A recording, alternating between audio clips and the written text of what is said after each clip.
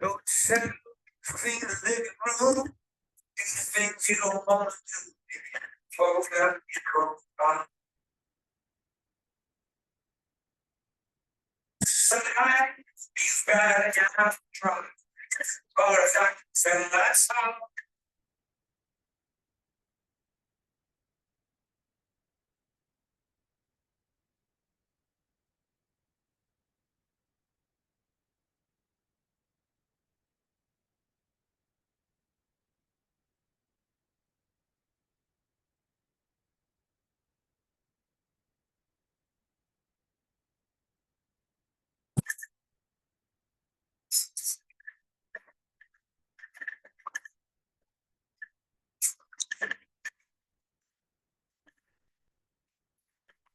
So keep choosing her.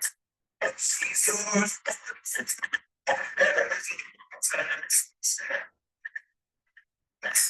Baby, come here on the back. And tell me it's better. She's you.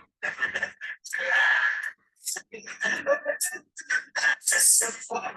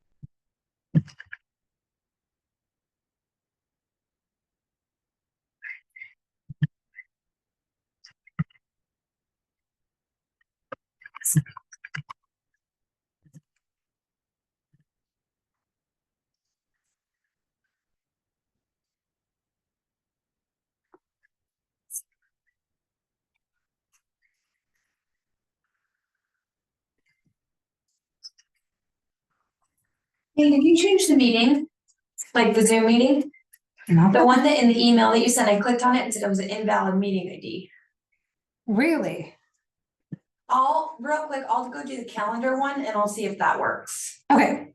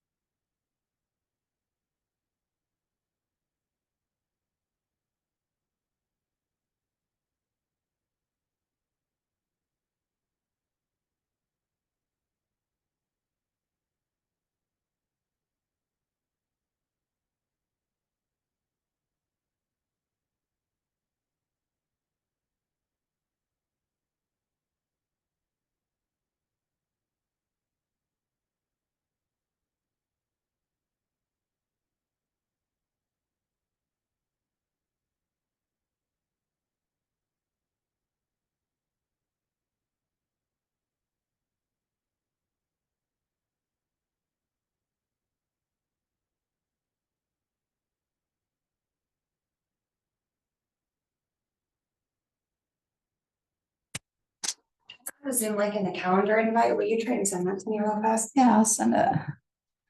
I just checked the email that I sent to the participants and it's the right one. I think all you need is this. I'll put it in Slack.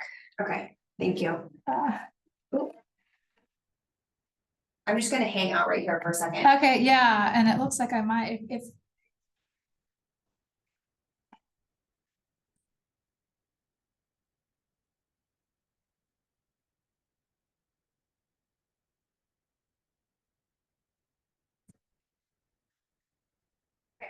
that work? Okay.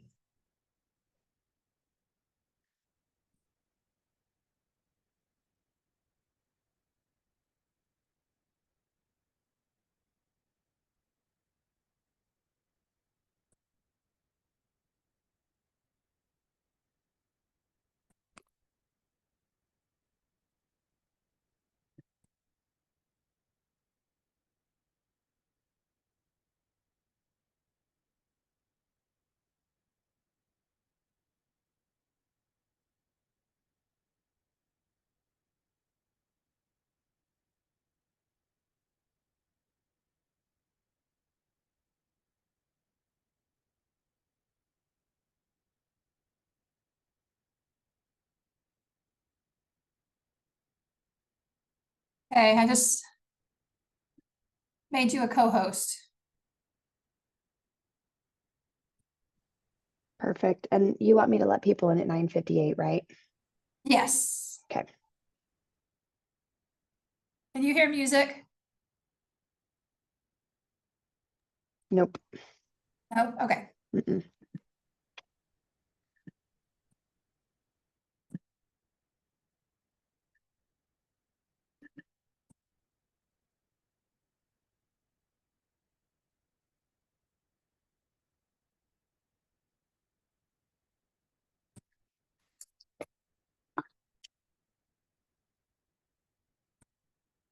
Man.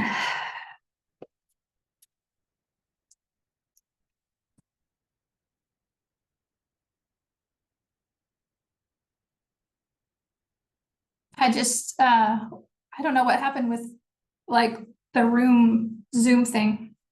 I sent them a reminder last night with this Zoom link in the email, so as long as they go there, they should be fine.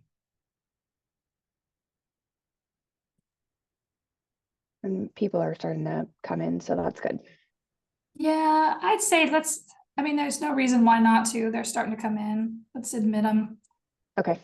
And I'll just That's start fine. admitting as they come in.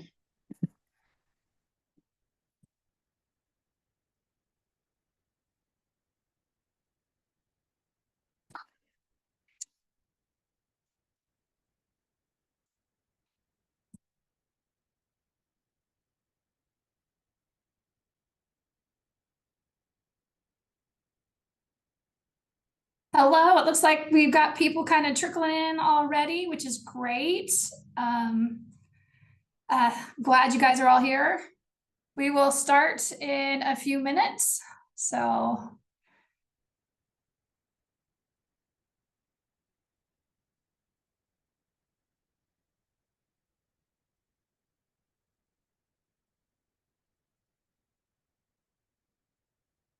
and feel free to turn your camera on or leave it off. It doesn't really matter, whatever you're most comfortable with. Good morning. Good morning. How are things? Good.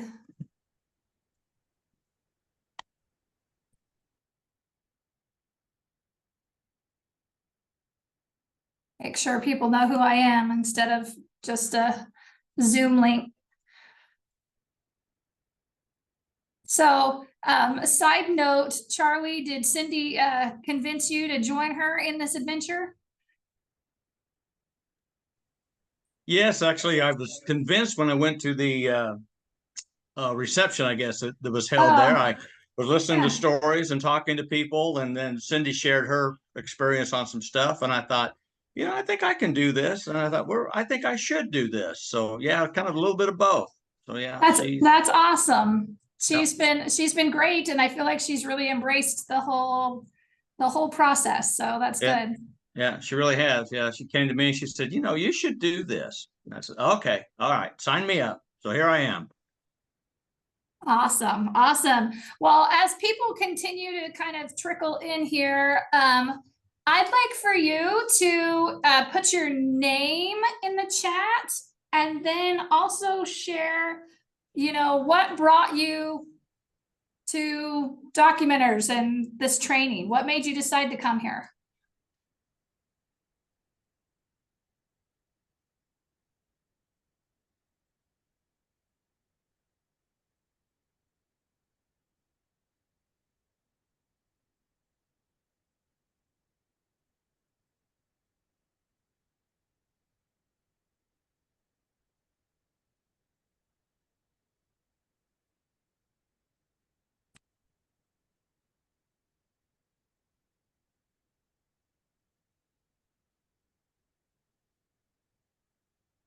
And once again, for those that are kind of coming in at this moment, if you would please in the chat, put what your name, introduce yourself, and what led you to come to this training. What brought you to Documenters?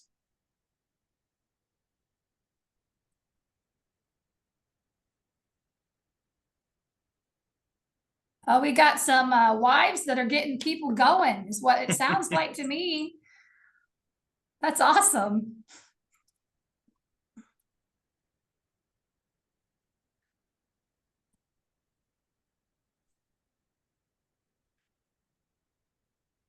Yes, Sophia, Claudia, for those of you who may not know, is the editor for Planeta Venus, the only Hispanic paper here in Wichita. And I'm glad she was able to talk to you about it.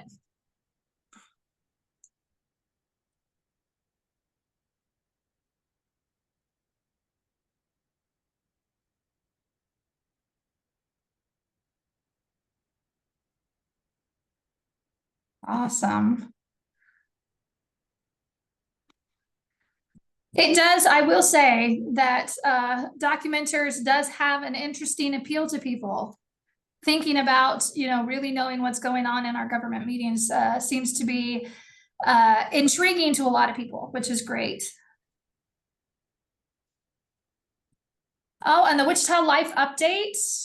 Someone was introduced. Amanda was introduced through that, which is great. I was just looking at the Wichita Life updates this morning and hearing about the taco festival, I think is what it's called. Something about eating tacos. That's all I know. And sounds like a lot of fun. They really put out a lot of good information about what's going on in the Wichita area. So I appreciate that they put us in there as well.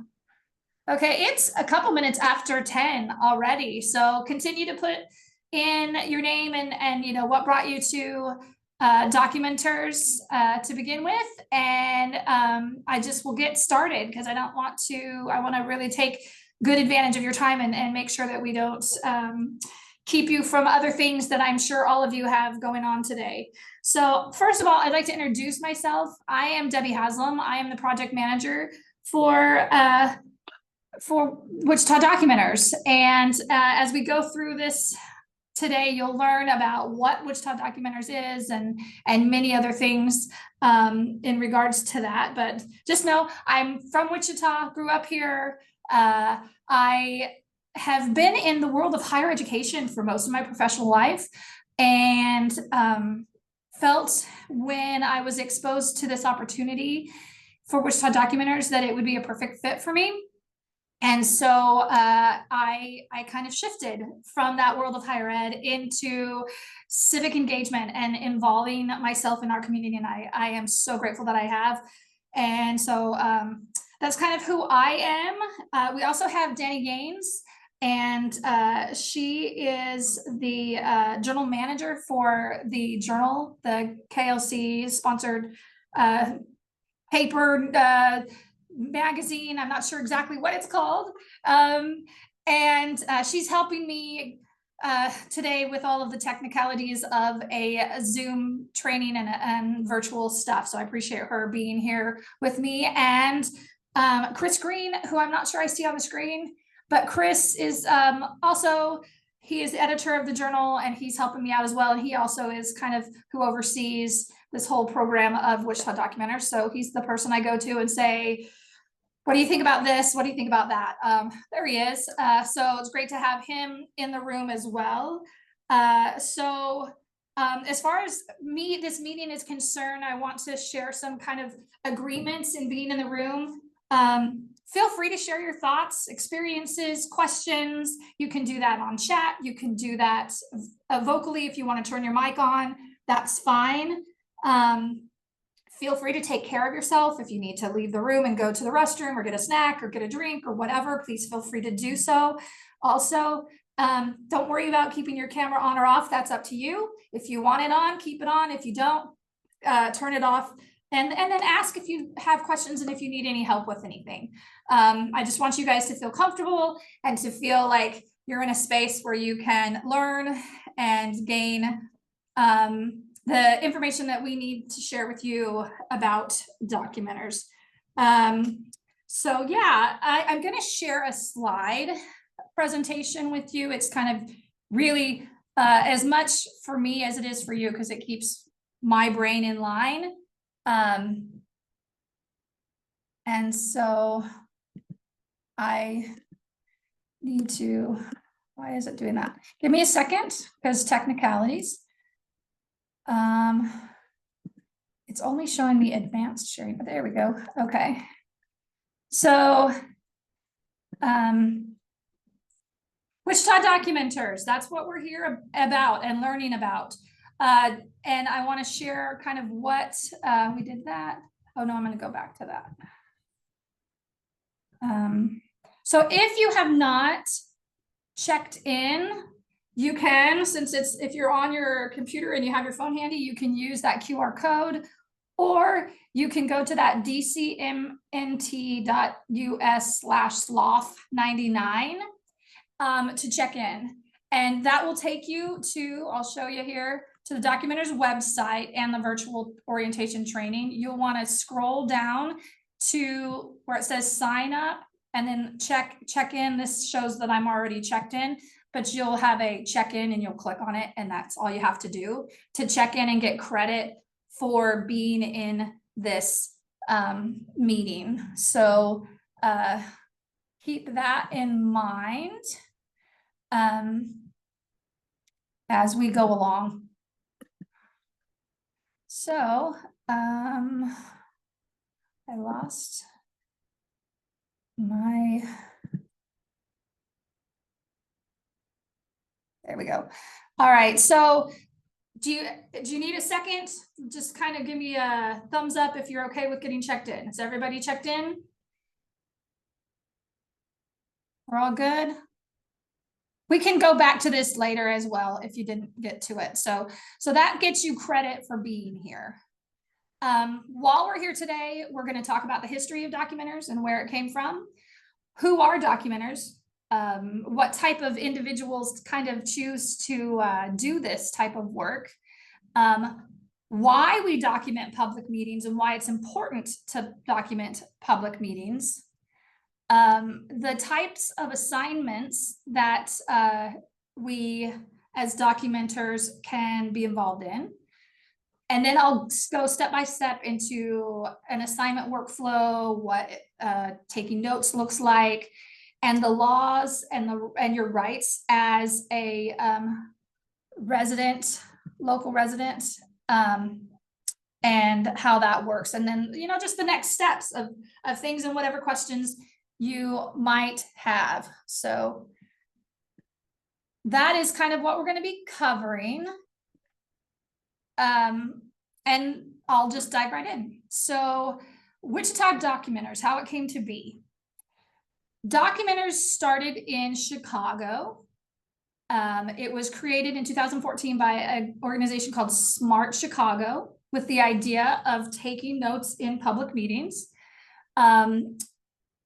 That program needed a little extra support. And so City Bureau's Civic Journalism Lab kind of came in 2016 and helped them in that regard and really boosted it up. So Chicago developed this really strong program with people going into these meetings in Chicago and taking notes and publicizing them.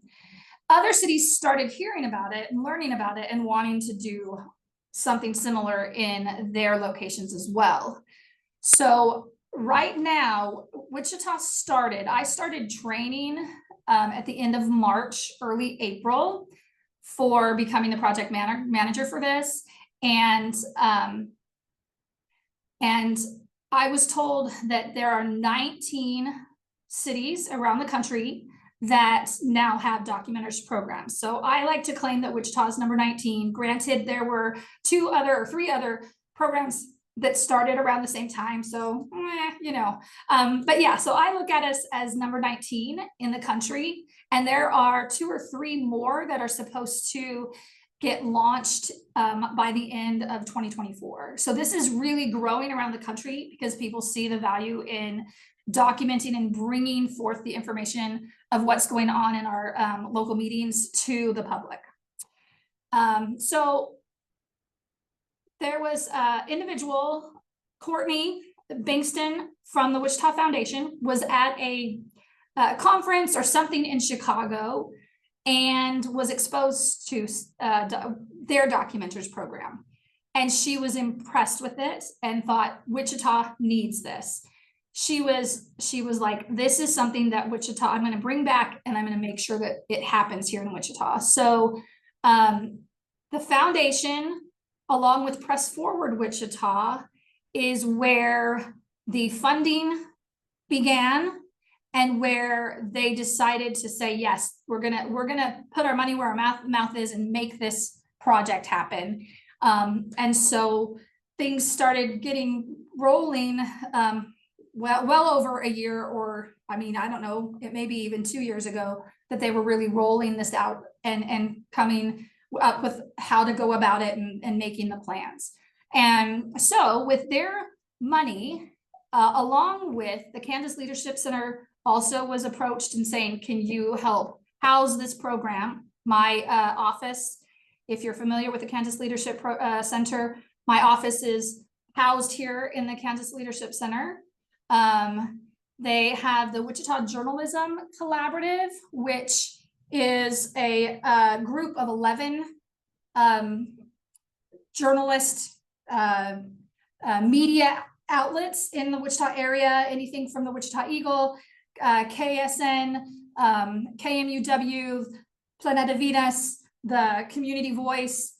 There's several platforms that are all part of this collaborative, and the collaborative is supporting Wichita Documenters as well.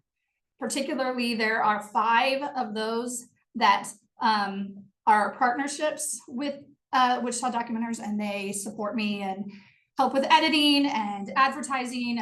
We heard earlier that Sophia is here due to recruitment from Plenty to Venus. And so there, and maybe some of you had heard about Documenters through KMUW or any of these other platforms. And so I have support from KLC and the Wichita Journalism Collaborative. The foundation pays for the process of getting this here. And so that's where this all began. And so now we had a launch party the end of May. We put Documenters into the meetings and taking notes about the middle of May. And our first newsletter, we're going to have regular newsletters that will come out with the notes and information about what's going on in the city. Those will start next week. So it's kind of like a whirlwind process of how we came to be. Starting with the ideas that were created in Chicago many years ago, clear till now, where we're really getting the ball rolling and training people like you so that you can help in this process of getting that ball rolling. Okay, so I wanted to share, I don't know how many of you have seen this video. This is a video that was created through the Chicago outlet. But I feel like it's such a good, easy, simple explanation of what Documenters is and like what we do. So it's a real short video, and I will play it for you. In your signature, there are important spaces for democracy. Voice of the what happens in this place affects them every day. But there are some different agencies. It's muffled. I just heard someone say it's muffled. Are you having a hard time hearing it? Yes, the audio isn't working. You might need to share your screen with like using computer audio. I think it's usually in the like lower left-hand corner. Yeah, let me see what I got here. You guys are probably seeing this as well, maybe.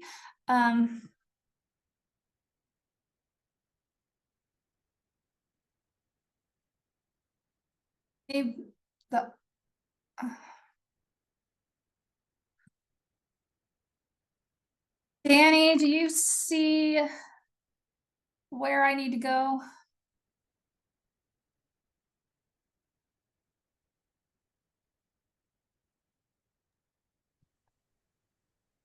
I think mine would look a little bit different than yours since I'm logged on from my computer, but I can come help you. Give me 1 second.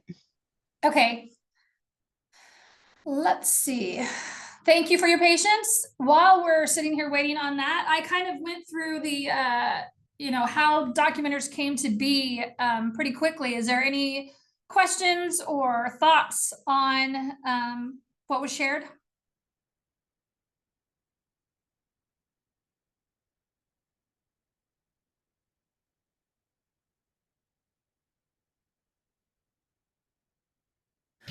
I just wanted to say, you didn't mention the Beacon. The Beacon I did not.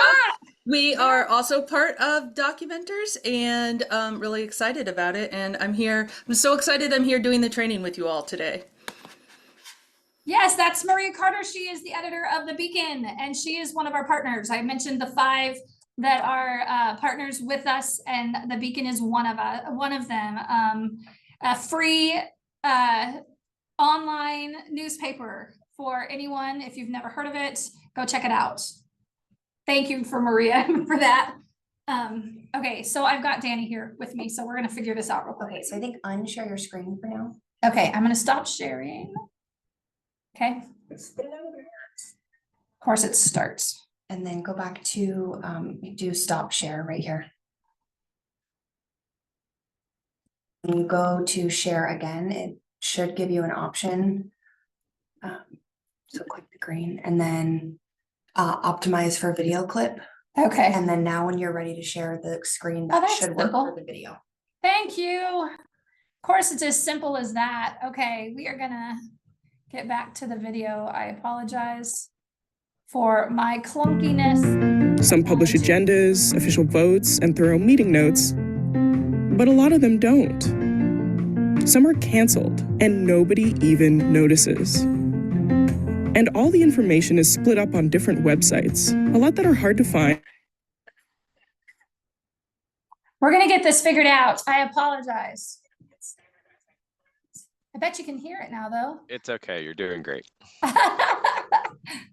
Okay, here we go. Slideshow. I'm gonna open that up. I'm going to share again. Share this. Oh. No, I'm not. I'm gonna stop sharing again. 3rd time's a charm. 20 times a charm. Okay, yeah, that's right. Okay. Let's play this. In your city or town, there are dozens, maybe even hundreds of public meetings each month. They're important spaces for democracy, where anyone can drop in and have a voice in local government. What happens in those meetings affects your everyday life, but there are so many hosted by all different agencies. And it's hard to keep up with all of them. Some are covered by local news, but a lot of them aren't. Some publish agendas, official votes, and thorough meeting notes, but a lot of them don't. Some are canceled, and nobody even notices. And all the information is split up on different websites, a lot that are hard to find or not updated regularly. At Documenters.org, we're collecting and standardizing all this information so you can access it anytime.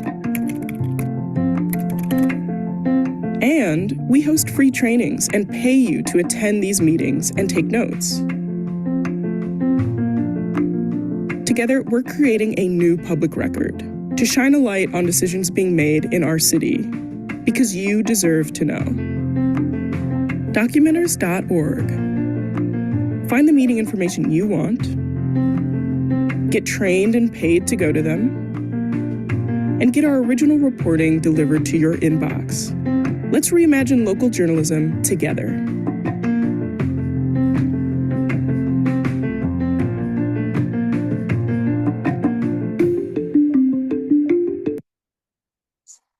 Okay, I really like this video because it's all a bunch of dots, but those dots actually explain this in such a simplified way. And I like that. I would like to share with you that one of the things in this video where it talks about there's all these meetings and some of them are canceled and you don't even know about it. We've experienced that already with the combination of, I'm gonna say summer, and with the cyber attack on the city that I'm assuming a lot of you are, or most of you are aware of. Meetings were canceled, but that wasn't necessarily always publicized to just outwardly publicized. And so I would have documenters that were assigned a meeting and then they'd show up and nobody was there, or documenters would be assigned a meeting, and as they looked at some things, they saw through another site, a different site than the city's, saying that the meeting was canceled. So, but the city site still said that it was happening. So that happens here in Wichita. I've already experienced it.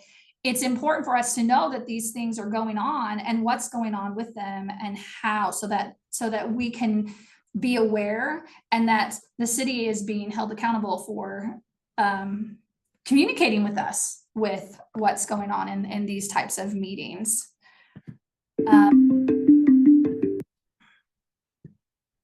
So I would like at this moment to have you guys go into breakout rooms. and specifically consider this screen that you see before you. It talks about the mission of documenters. I want you to, there's going to be some questions put into the chat on what you see and what you think about, what you see in this mission and what you think about the things that are said in the mission. I'm going to give you a few minutes to do that. There'll be, as easily as we can, 3 people per room. So you can kind of just talk to each other about what it means to be a documenter. Is there any questions about that?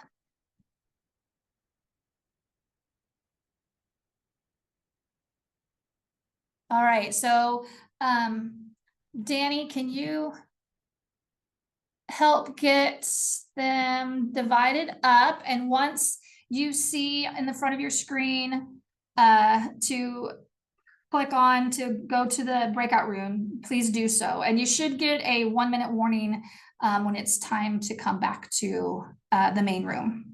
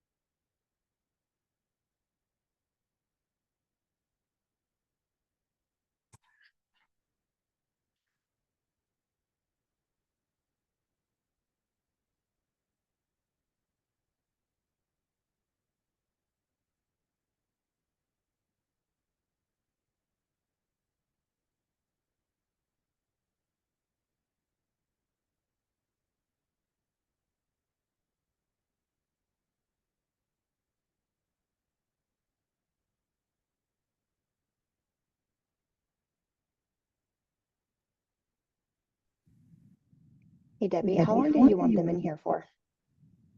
I'm thinking, don't you think about 5 minutes is plenty long? Yep, that's perfect. Okay.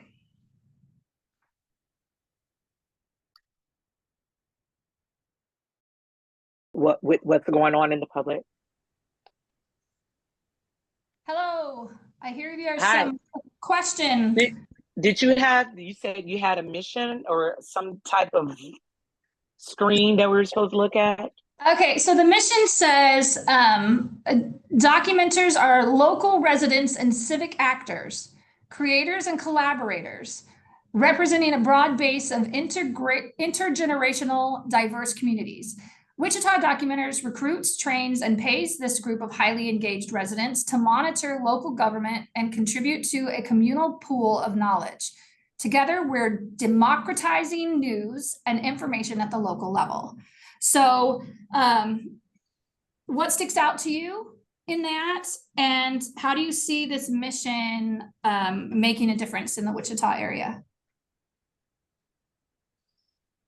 Thank you. Yeah, sure. Thanks for grabbing at me. I appreciate that. I didn't even know that was an option. All right. Well, I'll let you guys talk. Sounds good. Thanks, Debbie. Sure. Get as much information out to the citizenry as possible. Yeah. Were you a part of a breakout room, or did you just join the meeting? No, I was a part of a breakout room, so I'm not sure what happened. Okay. Do you want to tell me what room you were part of, and I can put you back in that room for a few minutes? 6. Okay.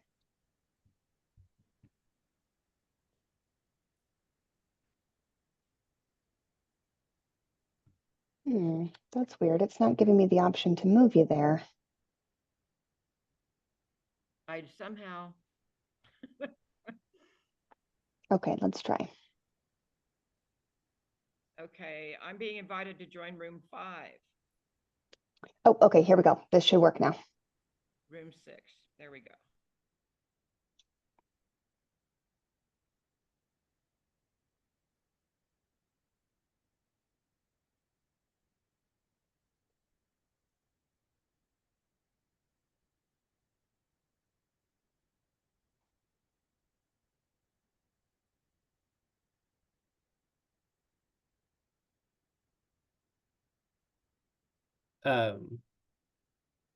It looks like looks like Richard and Janice is back.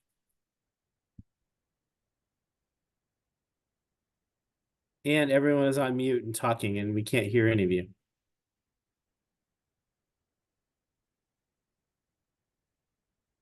Okay. Take me back to 6. Sorry. I think I know what. Okay, so I'm gonna do this. Okay. Okay, room 6, boy.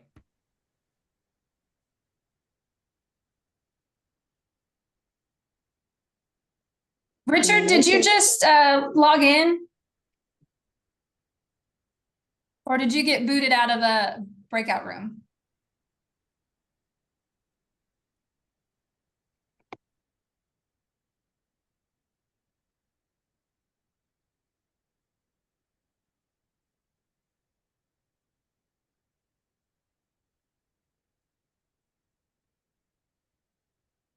I don't know. All right, I'm gonna give them the 1-minute warning.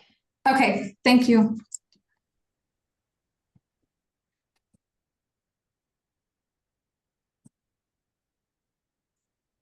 All right, when they come back in, I'm going to attempt to check in everybody who has not been checked in yet. That's on the Perfect. list. Okay, that sounds good.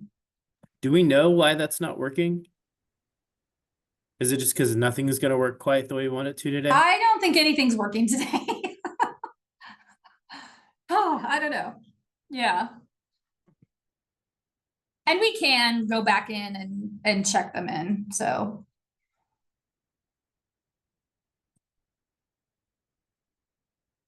Welcome back, those of you that are coming back in.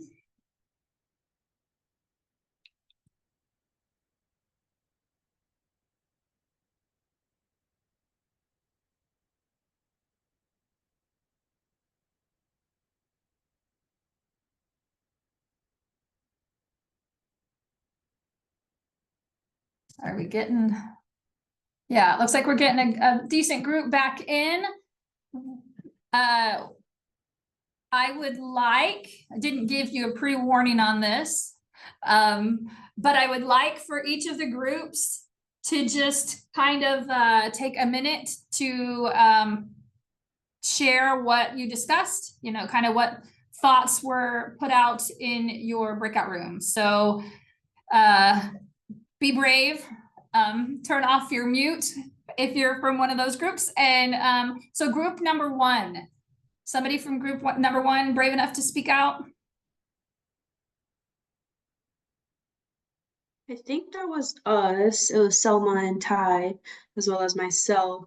We were kind of mainly just talking about how we each bring different perspectives since we all come from different backgrounds. I mentioned my age. I'm only 22 years old, and I was excited because a lot of people who are sitting on the board or the council, they're all a little on the older side. So I feel like I also bring a different perspective, you know, different opinions from those sitting on board and whatnot. So all of us are very excited about this opportunity and be able to, I guess, learn.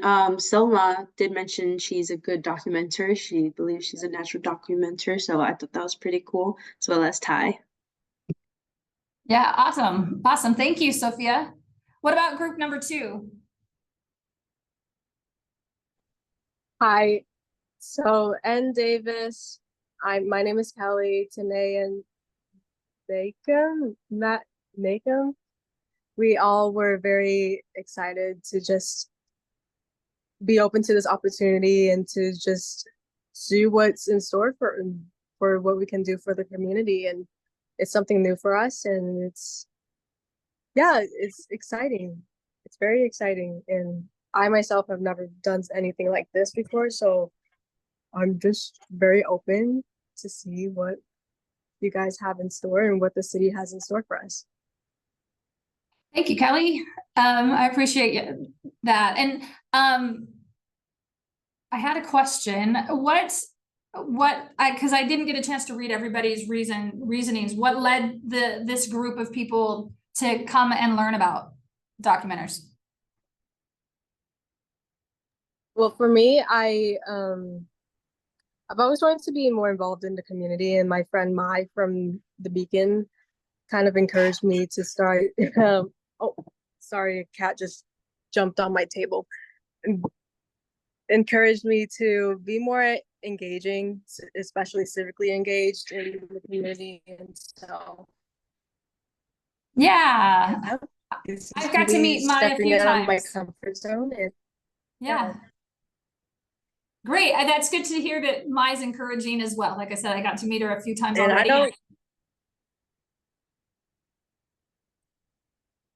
don't remember what the others said, but if the others have something to say, you can speak up.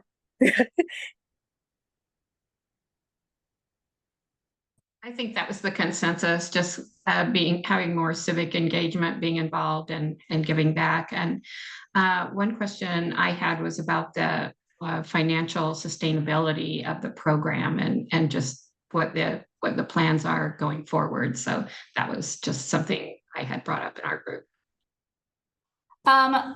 Chris Green may be able to give more information than what I can, but the funding right now is for 3 years. So we will definitely be moving forward and hopefully building in those 3 years, so that after 3 years, our vision is that this moves beyond Wichita, that this fills the state of Kansas, and that there are other cities around the state that embrace documenting as well, and that it grows in those after those 3 years, and that the funding will continue. But as of right now, it is a 3-year funded program with the hopes of continuing that funding as things go on, and that we can become more self-sustainable, really. So yeah. Awesome. Okay, what about group 3? Ricky, anything you'd like to add?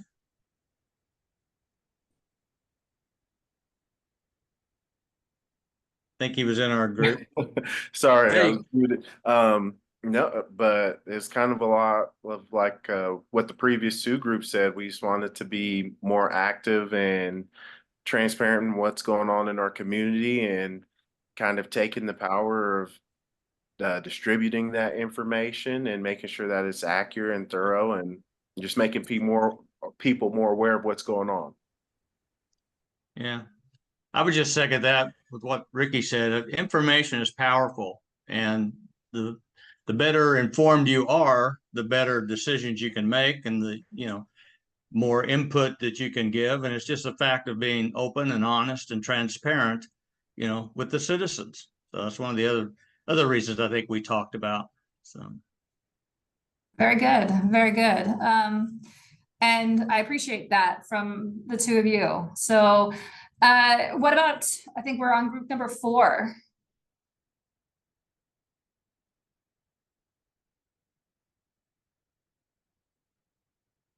I think Alan has something great to say, but I'll just jump in saying that it started in Chicago in 2014. That's my hometown, if you didn't know. I am from Chicago, so that was exciting news. But anyway, it's exciting to know that, they're trying to create a program, as you spoke about the mission, to monitor our local government, because that's where it is. That's where it begins. We have this great presidential election coming up in November, but locally is where it is. That's what I've learned over the years, is our local government. So I'm grateful to be a part of hopefully being able to see what's being shared in our local government, and to how that can help pass the news and information to our communities, which is very important. Yeah, and I appreciate your comment about city versus national government, because I think we tend to feel somewhat powerless when we think about the national government. But the real power, the real place where we can have a say and have a part in it is at the local level. So I appreciate that a lot, because I think that's where my mindset was kind of stuck there for a few years of, well, politics, government, I can't do anything about that. But we really can if we just look at our own front door and what's going on around us. So I appreciate that a lot. And Verdell and Linda and I talked about this idea of the what's the way that we take notes? Should it be like a court transcript where you're writing down every single thing, or are you just trying to summarize, or are you just kind of coming out with kind of bullet points with final decisions, and you don't need all the process information maybe? So we were curious about sort of the format for that in general. A very good question. I have I had a question. This question actually was asked to me at the launch party as well, and I see it as kind of a combination of the details, the information, and more of a narrative. I look at it as these notes are the information that people want to know, not just some. It's kind of like learning, in a way, I think, learning history. If you've ever had a good history teacher and a not so good history teacher, the not so good history teacher teaches you all of the names and the dates and the locations, and you have to memorize all of that. Well, that's not what we really want to know. We want to really know, like, the reasonings behind what they're saying, and the decisions, and the things that really stick out to you when you're sitting there in the meeting. So the notes are not really the detailed note reporter, every word that everybody says, but rather, this is what I experienced in this meeting. These are the things that stood out to me as being important. And yeah, some of those are the facts and the numbers, but it's not 100% that. It's kind of a blending of some of the facts and numbers that help support the real meat of what's important to us in this meeting. How is this going to affect Wichitans? I attended the city council meeting on Tuesday, and there were a couple of different things that really affect all of us that were talked about. There was things like the fact that the city voted to make the city website their official newspaper for legal notices and publications. That's a pretty big thing that, maybe you stand on one side, maybe you stand on the other, but as a documenter, you share the information that was discussed so that people can know about it and go, oh, and then make a decision for themselves. Yeah, I really think that's a good idea. Or why are they doing this? That's kind of what documenting, I feel, is all about. Or talking about the drought and what might happen if we don't get enough rain in our area, and conservation of water, and that's going to affect every single one of us, right? And so I think sharing the core information of what you find to be, like, stands out in your mind and you find to be interesting and important. So more narrative with some of the facts. That's the final answer. I went a long way to tell you that. So hopefully that got you what you were looking for. Helpful. Thank you. Yeah, sure. All right. Well, I think, what is it? Next group is number 5. Are we on number 5? Yes. Okay. I was in with Amanda and Mary Beth. Amanda has just started going to city council meetings. Mary Beth has been involved with the Sedgwick County Extension Office, and I come from a background, I'm in the nonprofit sector and I run a community foundation. So we didn't have the questions, so we just kind of talked about how it's important to be civically engaged.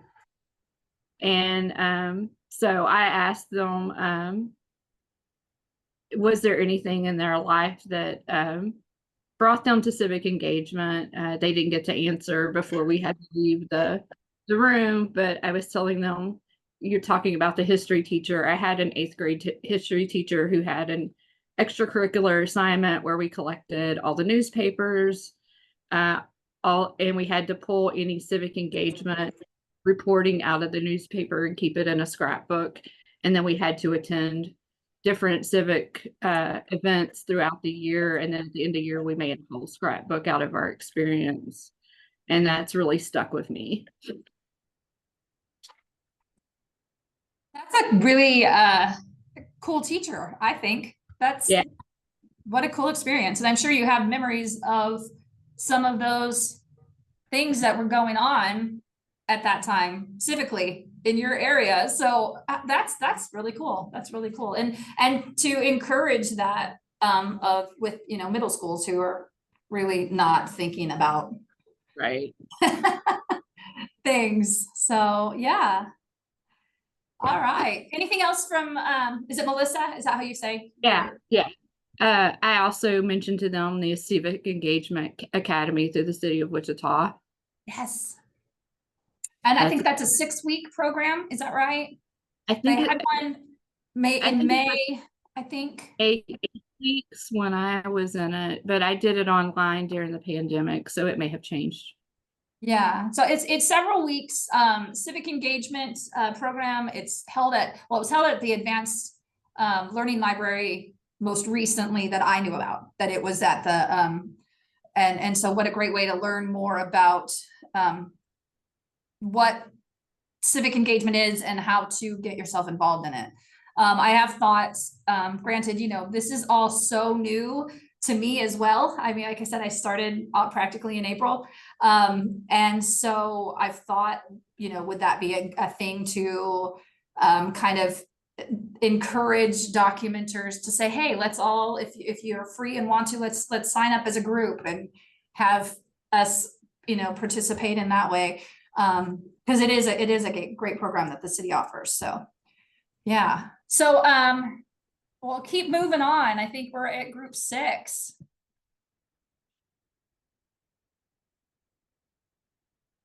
Well, I was in the group with Maria and Janice, and we talked, there were a couple of technical issues. So the discussion was a little bit abbreviated, but we talked a bit about the changing media landscape that we exist in, with media consolidation and local reporting really being deprioritized and underfunded.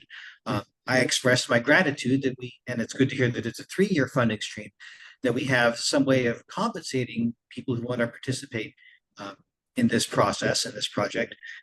We also talked a bit about our experiences of local government and why our experiences of local government sensitized us to the need for something like this. Because the decision-making processes have, they tend to be opaque to all but a very few people in the city. And I personally am just very glad to get to make a little money, because I'll be honest, that's one of my motivations here. Doing something that I do well, which is to take notes, but also something that I actually think is crucially important. And I like this idea that we collectively take up a lot of the space that has been evacuated by local media, because they don't have the bodies to cover it. If Maria and Janice would like to weigh in and add anything.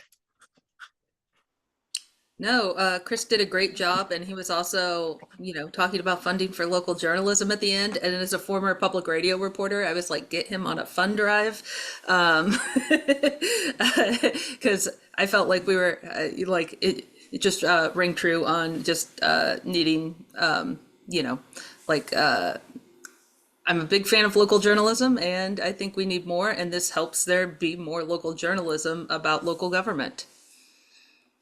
Yeah, and I think you're right. The bodies are just not able to be there like they used to in these meetings. And so I will also say, in just this short month of documenters being in meetings, that particularly at the city council level, they are noticing and they are saying, oh, I mean, the mayor came up to me a few weeks ago and said, oh yeah, I saw one of your documenters in city council this week.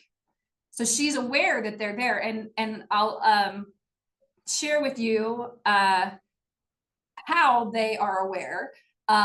We have created the very bright yellow. You see how everything in these slides is very bright yellow.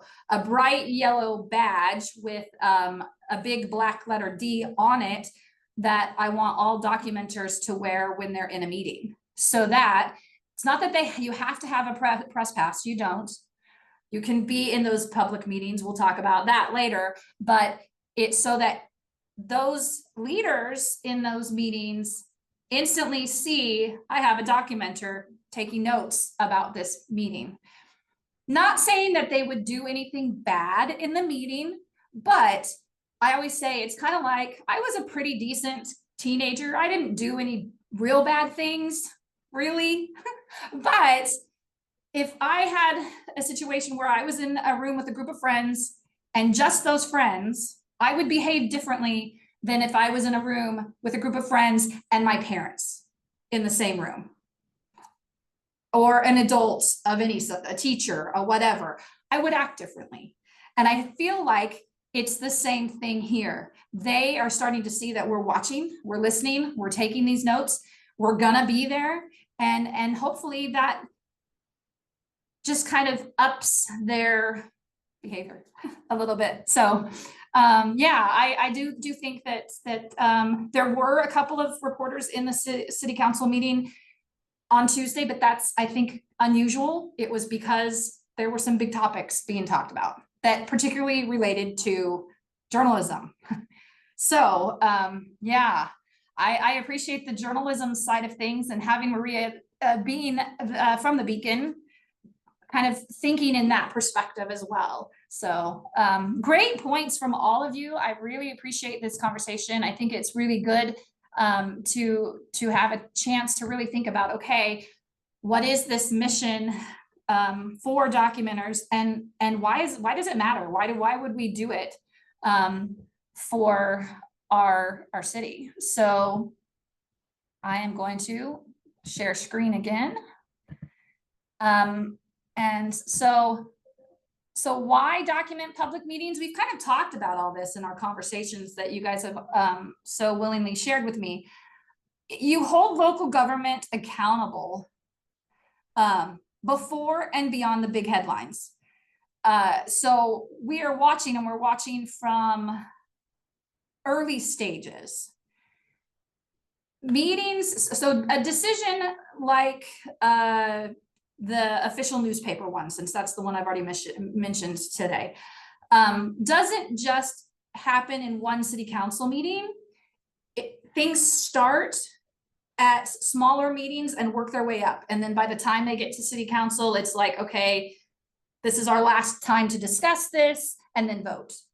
So if we're in these smaller meetings, in DAB meetings, in advisory councils, then we're hearing discussions and learning about things long before it gets to the level of city council. And so if we're hearing about it, we can maybe do something about it before it gets there. I'll give an example of, they had, it's interesting, city council had a thing where it was like, okay, there's issue 1 through 22. And we're gonna just basically blanket approve all of these things in this meeting on Tuesday. And council member Glasscock spoke up and said, I'd like to put a hold on 18. And he said his reason for putting a hold on 18 is because he had 10 emails in opposition of whatever that was. I didn't even know what it was. I would have had to look deep into the notes or the agenda notes for that. So 18, which I ended up doing, but 18 people were in opposed from that. And so that put it on hold. So if we ever feel like we don't have the power to maybe make a difference in our local government, remember that one thing. The 10 emails was all it took for one of the council members to say, we need to put this on hold, and they put it on hold. So this allows us as people to hold our local government accountable. You also get paid. Chris Fox mentioned that that's part of the attraction too. And I think that's good. I think that being able to bring people in and actually pay them for what they're doing, because it is work to do this. So get paid to develop your note writing skills, to learn critical thinking skills, because critical thinking in the sense of when you take those notes, I talked about kind of more of a narrative and talking about like what stood out to you, but you also have to be very careful not to throw in a lot of your own personal bias in that. So you're learning critical thinking skills on how to, you know, remove the bias and just share what was interesting to you without pointing out opinion in that. So, and it also helps you get more involved, your civic knowledge. I have learned so many terms in the past 2 months that are, you know, acronyms and city words that they use that I'm like, I have to look it up. What they said this, what does that mean, you know? So you're deepening your knowledge. You're deepening your knowledge on issues that are going on in your city that you just didn't know. The very first meeting that I attended as part of my training was a transit meeting. And not that this is bad or good or otherwise, but I didn't know about it. And that was one of the discussions that they were having was charging stations and increasing the number of charging stations in the Wichita area, which I'm like, yeah, that makes sense. People have electric cars. But I hadn't thought about it or the impact that would put on our city by placing these charging stations. The other thing I didn't know about at all, but learned about in that meeting was that they were looking at like for transit, having park and rides at 4 different places, the east, west, north, and south of Wichita, and having buses that go in during the morning for city employees and back out. And I hadn't thought about that, didn't know that was happening. So there's so much going on that we don't know about because there's so many meetings and it's not getting in the news, it's not getting publicized because of various reasons. So, you know, this is why we do it, so that people know, so that we're more informed, so that we can write that email, so we can encourage somebody else based on the notes they read of ours. You know what, I'm going to write my council member about that. I don't like that. That's the difference we can make in Wichita by doing this. Debbie, are you in a place to take a question from the chat? Sure. So Alan writes, one other aspect of the program I'm personally curious about is the publication of the documenter's notes and the processes around that, how they're accessible to search, what the document templates and structure look like, what metrics will measure their usage and satisfaction and the outcomes we want. Is that to boost voting, to get public comments and dialogue on the notes, and or from the notes back to the official channels, etc. And he just notes that he's managed technical documentation portals and their associated information architecture, which is not a word I thought I would be saying today, and knowledge management processes in his day job since the 90s. So those are kind of his questions that are just natural to ask, but it looks like some other people are interested in those questions as well. So yeah, wonder how you would respond to that and what you can answer and can't answer related to the publication of documenters notes right now. Yeah, sure. I'm going to go back to the notes, to the chat and kind of break it down in my brain because that was a lot of information. So the publication of the documenters, it was a wall notes, of text, sorry. No, hey, it's all good. So I'll just start one by one. So the publication of the documenters notes.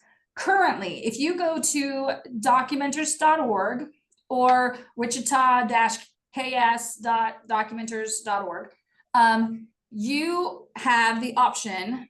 Maybe what I will do is show you this somewhere.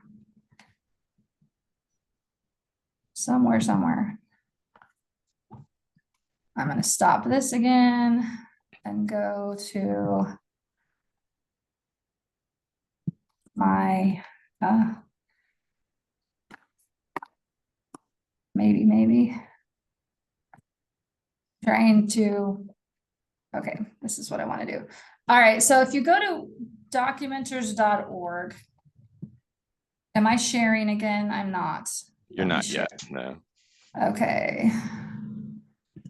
I will share once again.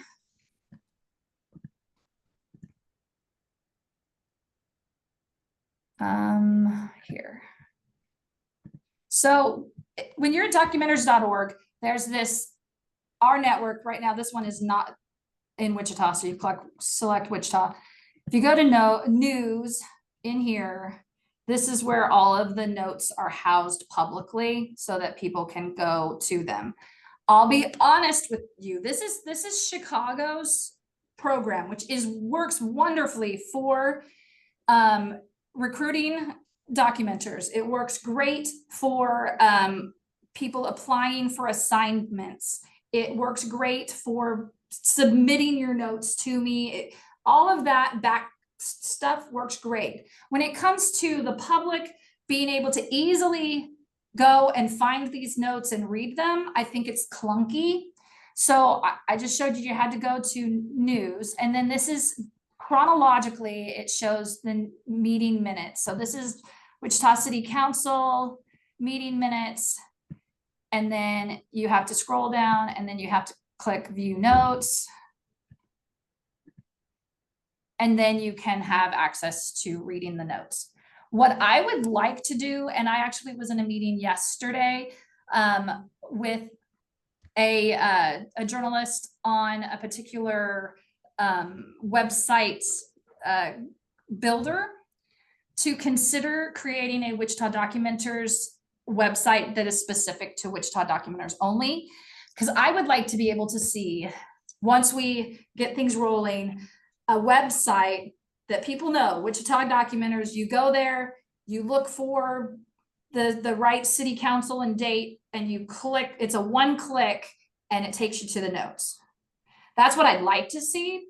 We're not there yet, but that is kind of where I'd like to see us get soon.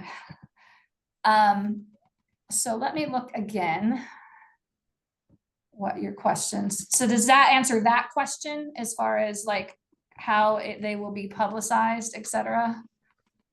Yeah, I think that helps. And I think your idea of being able to connect them in a more seamless fashion to the official government meeting sites and channels, if I'm interpreting you right, sounds great. Yeah, I just think that the documenters.org is great for a lot of things. I don't think it's great for the publication of those notes for the average person to go in and find and look and read. So yeah. Oh, I was just going to add, I think one way they will be publicized a little bit is if we use the notes in a story, you'll get credit, the documenters will get credit. So that will help publicize documenters as well. Yes, correct. And so how there's, so the templates and structure, I kind of showed you my notes. They are Google Docs specifically. I think I've told people who just like don't do Google Docs that they can do it in Word. It does work that way on this site, but it's once again makes it one more step clunkier than the Google Docs. And we'll get into like the template and all of that stuff in a bit. There is some metrics that are built into the documenters.org site.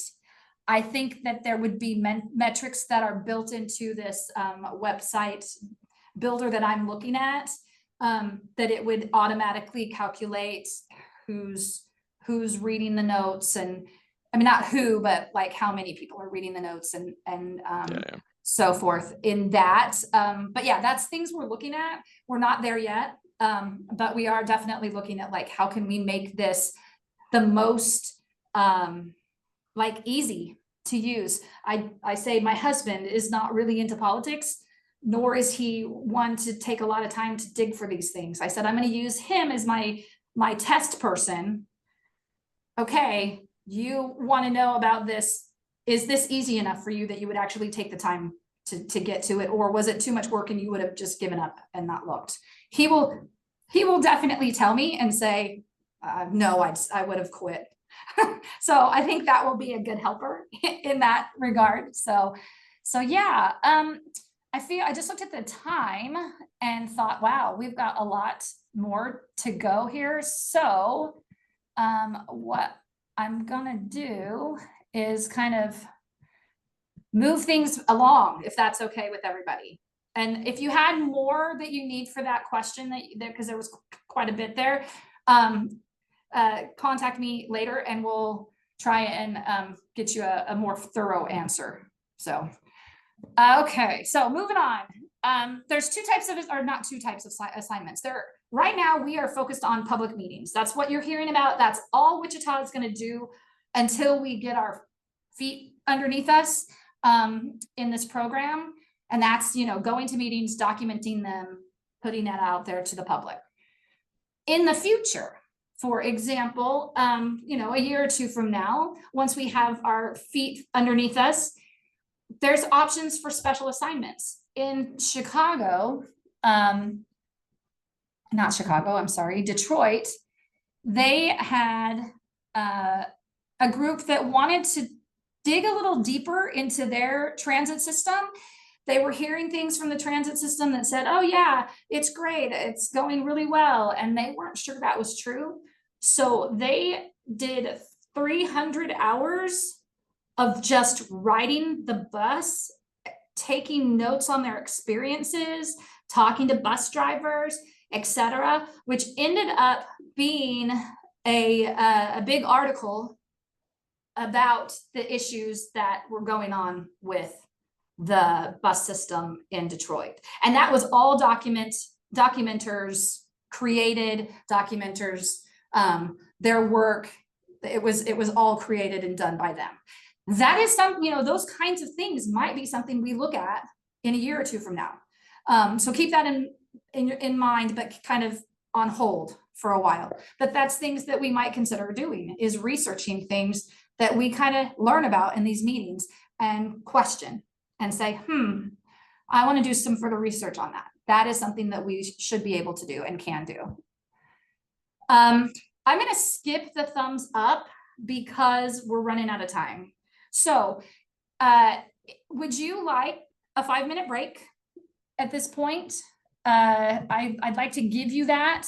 Take a 5-minute break. We'll come back at 11:10, and then we'll dive deep into the, how do you apply for assignments and the formats and the forms and all the nitty-gritty stuff. So if you want to take a break, go to the bathroom, get a drink, whatever, meet back here at 11:10.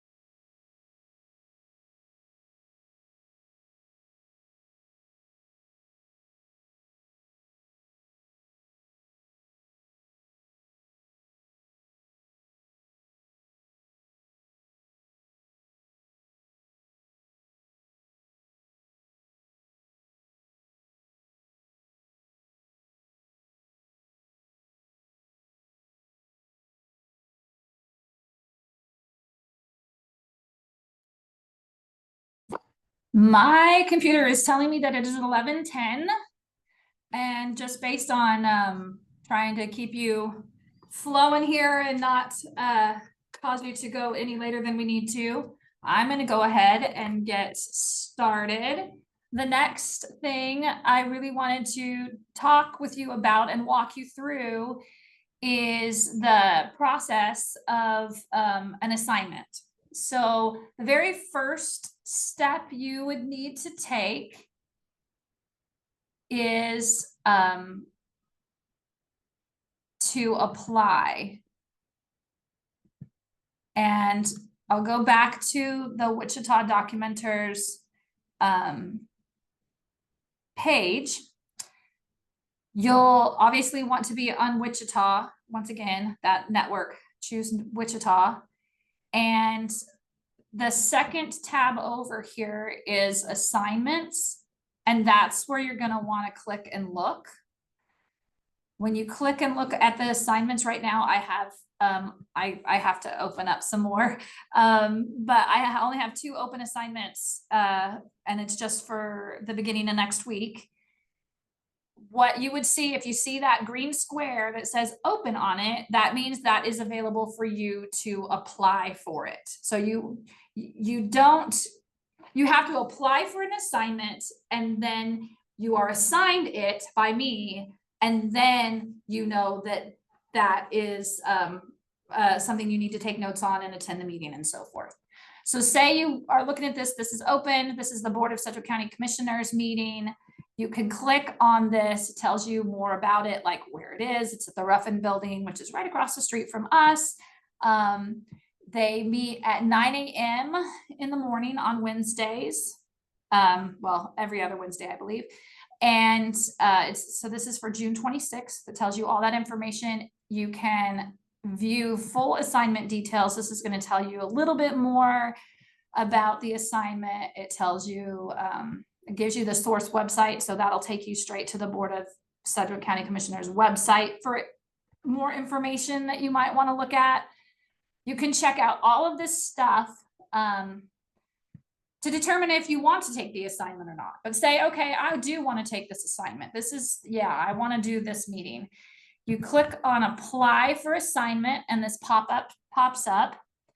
You're going to choose note taking. If you want to know why this categories are like this, it's because in other cities, note taking is primary option. But a lot of them have things like live tweet, X, whatever you want to call it. I think I still call it live tweet. They have live tweeting available as an option for an assignment. Maybe they want a photographer there for that particular meeting, and that might be an assignment. And those are things that we can go further into and start looking at other options in the future. Right now, I'm just looking at note taking for these meetings so that we can figure that out and get that running smoothly. So you click note taking, you read these agreements. You are an independent contractor. If you want to know what that means that you are not I'm not guaranteeing you 15, 20 hours a week employed, listed as an employee of a particular, of Kansas Leadership Center, but rather that you're an independent contractor. You're a freelance, if you think of it in a journalistic term, and your pay is done on that way and not as an actual employee. You agree to the standard payment terms of $16 an hour. It is $16 an hour. The way this is set up is that it calculates the total number of hours of the meeting. So say you go to this meeting and it's 3 hours long. You get 3 hours for the meeting plus half of that 3 hours for the extra work that you will do. And you will want to spend some time, just a little bit, please, just a little bit of time prepping before the meeting. And then also after the meeting, you're going to edit your notes. You're going to make sure you've got everything spelled right, and that the sentences are the way you want them to be, and the formatting's the way you want it. So there's time that you spend on it beyond the meeting. And so your pay is $16 per hour for the hours in the meeting, plus an extra half time. Hopefully that makes sense. So you'll click that, and then this one, you agree to complete the assignment within 24 hours following the end of the meeting. So say you did go to this meeting and it was 9 a.m. and it was 3 hours long. You ended it at noon on Wednesday. Your notes need to be submitted by noon on Thursday. So noon, 24 hours after the end of the meeting. And then the last thing is a box that talks about conflicts of interest for this assignment. Conflict of interest means that there is someone involved in that meeting that you have some sort of relationship that could cause concern of your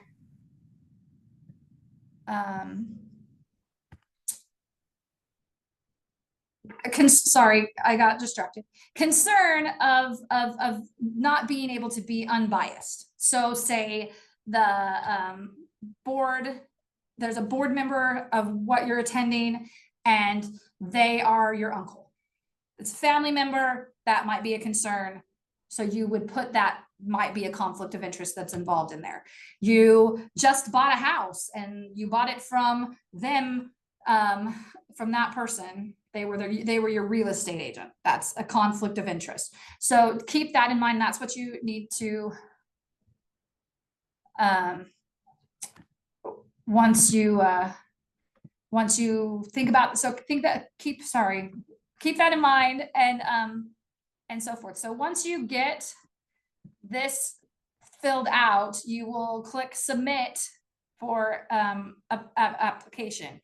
I'm not going to do that because I'm not going to apply for that assignment. But that's kind of just the walkthrough of how you apply for an assignment. Assignments are, I go through and assign note takers.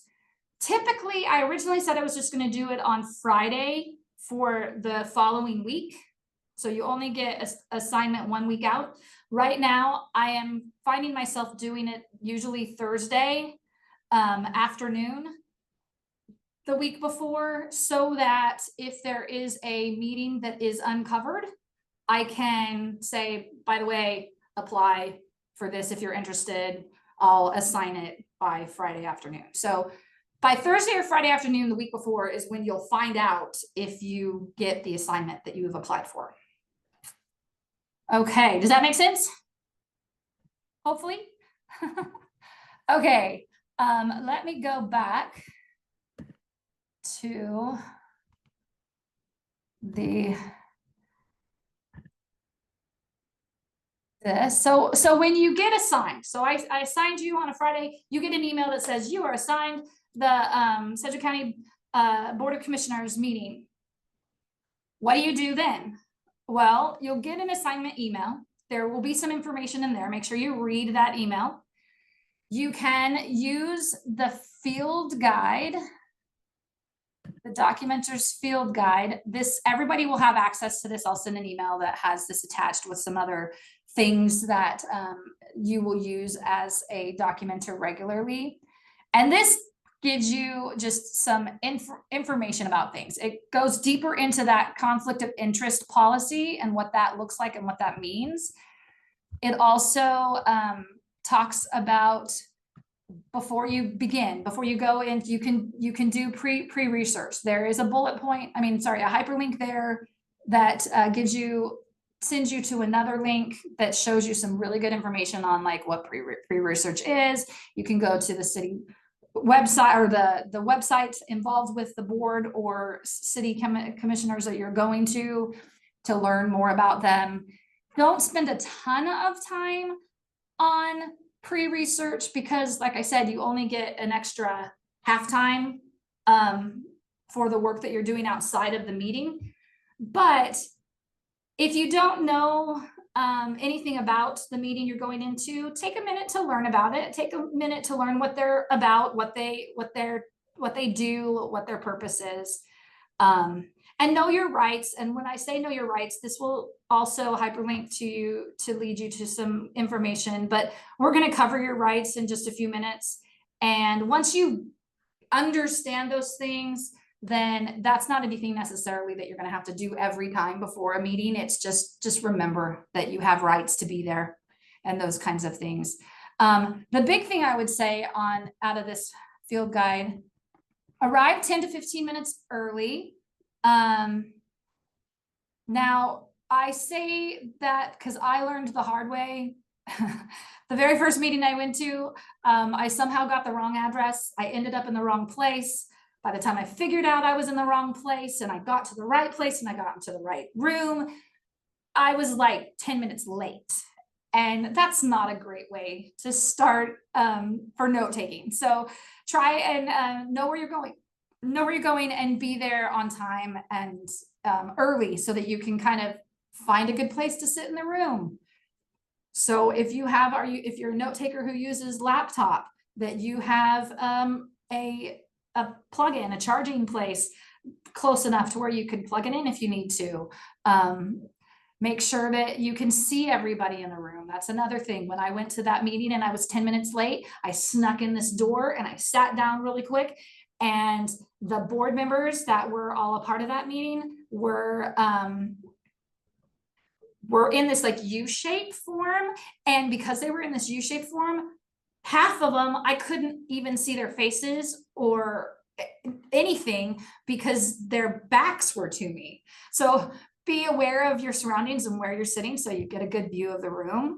And the big thing there at the bottom, do not engage directly in public comment sessions while you're on assignment. Every meeting is going to have an opportunity for the public to come up and speak about whatever subjects they might want to talk about. And if you want to do that in a meeting, feel free to do that on your own time and not as a documenter. As a documenter, you're there just to document. So don't get up and speak even if you're like itching to, because sometimes things are said and you're like, that's wrong. You have to kind of control that and make sure that you're just there documenting the notes. So there's a lot more to this field guide. Like I said, you will get this for you to read over and keep as a reference. But consider some of these things in it as you prepare for that. So let's see, I keep going back and forth to things.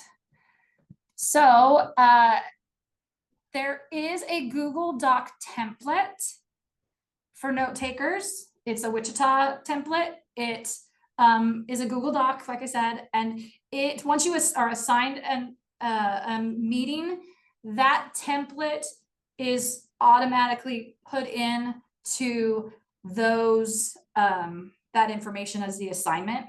So you can just click on it in the assignment and it will have the date, time, your name, and the meeting name as far at the top, at the beginning of that.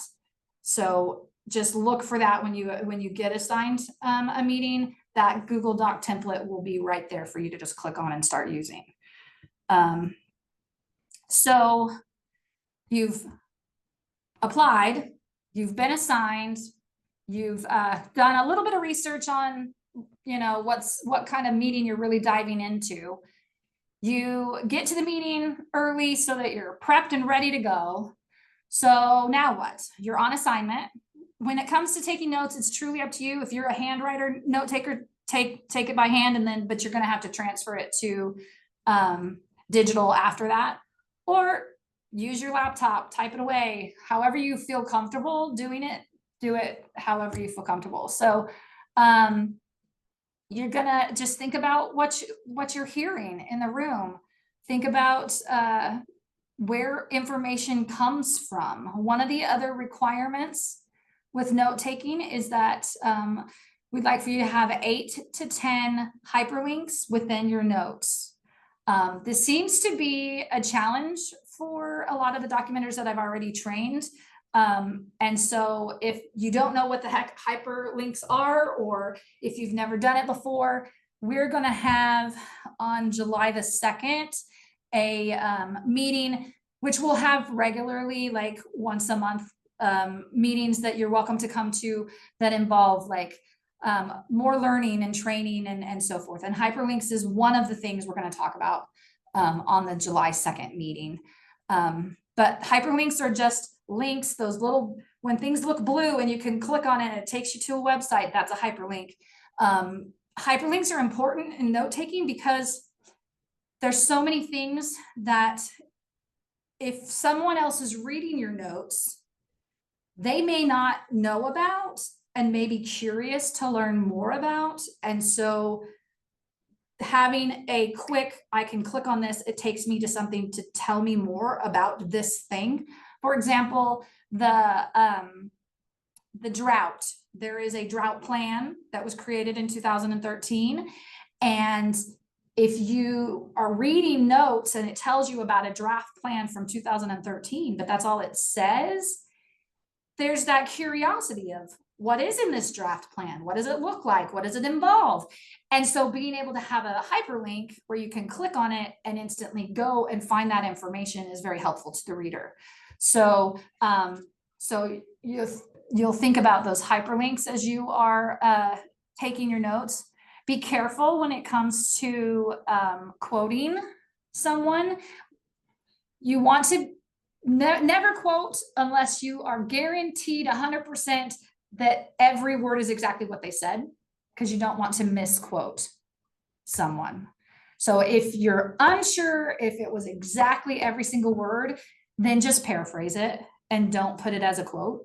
And then that protects you and keeps them from saying, well, I didn't say that. Well, so that's that protection for yourself with that. You're welcome to record audio. You are allowed to record these meetings. It has helped some documenters. I mean, most cell phones have the ability to, just have an audio recorder on there and you can just set your phone to record. That gives you the opportunity to go back and re-listen later and say, I didn't catch what this board member said exactly. Then you have that recording and you can go back to it if you'd like to. You don't have to record. There are certain meetings that are already recorded. The city council meetings are on YouTube live, and then you can go back and look at them. I did that quite a bit on Tuesday for the Tuesday meeting. I looked back at a few different things. It does help when you're trying to like complete your notes. So just listen, write what you can. Don't feel like you have to write every little thing. You don't. And enjoy taking the notes. So also while you're on assignment, main things that seem to occur in a lot of these meetings are policy issues, proposals, and when you're getting those things, names, titles, and affiliations, so it's, Mayor Lily Wu of the city of Wichita is how, for example. And those things, if you don't catch, that's a good thing to go back and for recordings. That's also a place where you can go, oh, I'll just go back to the website and check it. I've done that a few times where I'm like, I didn't catch what they said her last name was. And so I just go and say, I can find that on the city website or find it on the DAB board's website or whatever. But those are helpful because people want to know who's present and who's talking about these things. So it's nice to have, I talked about links or images to legislation. Now, granted, the drought plan is not necessarily, I guess it is legislation. I mean, it's nice to be able to see that all that information and what's in it. Public comments,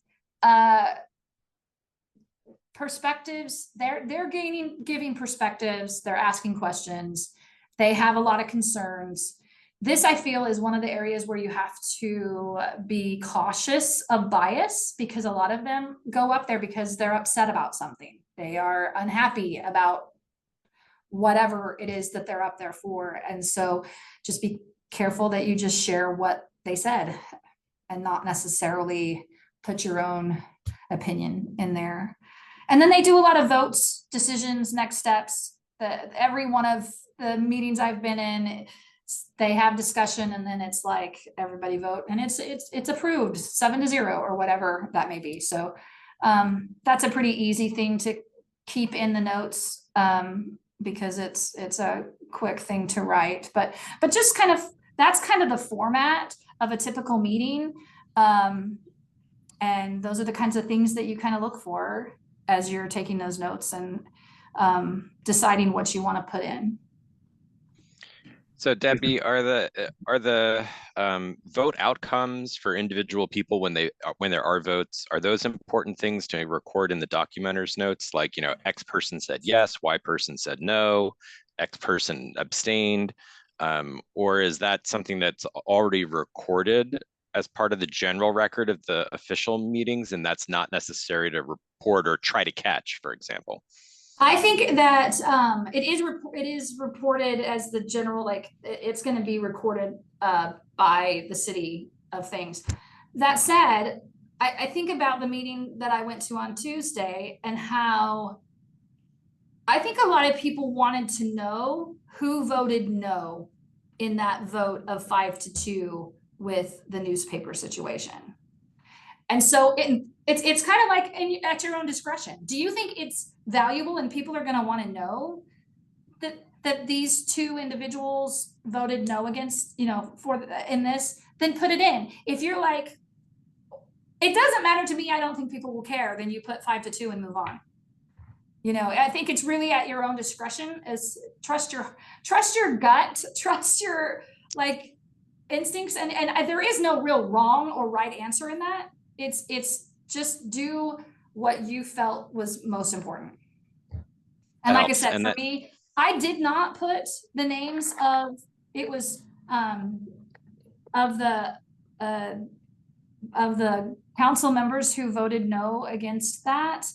Looking back at it, maybe I should have. I didn't, because I just thought it was 5-2. So it's really kind of up to you. Okay, thanks. Sure. I just threw my 2 cents in the chat, Debbie, just saying that because most votes are non-controversial or often unanimous or by acclamation, it's usually, you know, division is usually a good sign that something is noteworthy. Yeah, exactly. Yeah, I agree. Oh, I should not have moved on. Sorry. Let's go back. So you're done with your notes. You've written them all out and they are perfect from the get-go. Absolutely not. Mine are never that way. Mine are just words and things and stuff until I can look back at it and go, okay, this is what was said, or this is what I was really trying to say here. So you're going to go and you're going to kind of clean that up. And in doing so, some of the things you're going to look at when you review, this review part is really where that extra,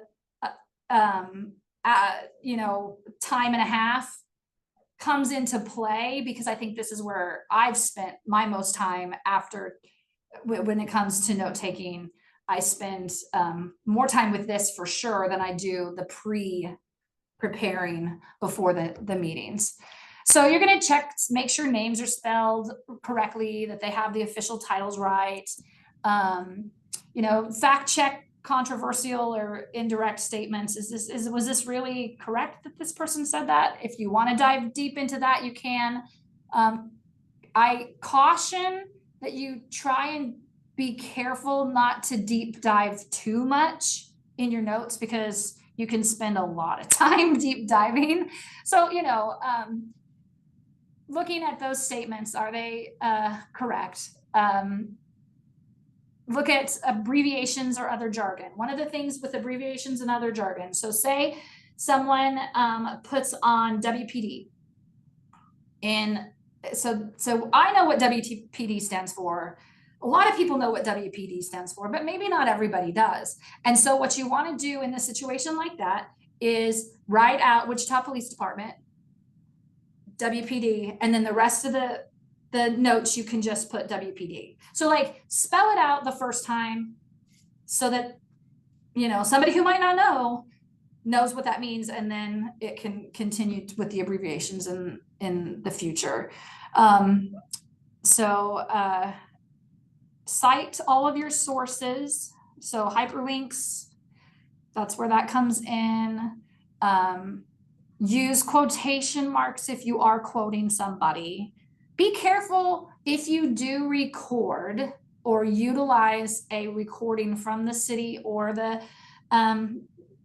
county, that you use quotation marks sparingly, because I've had a couple of documenters that I can tell that they used recording because they have like 15 to 20 quotation marks things. We don't need that, you know. If it's valuable, if it's in a really important, like something that you go, whoa, I can't believe that, you know, that was a really cool thing that she said, then use quotation marks, but don't overdo it. A quotation that I used, and I don't even remember what it said.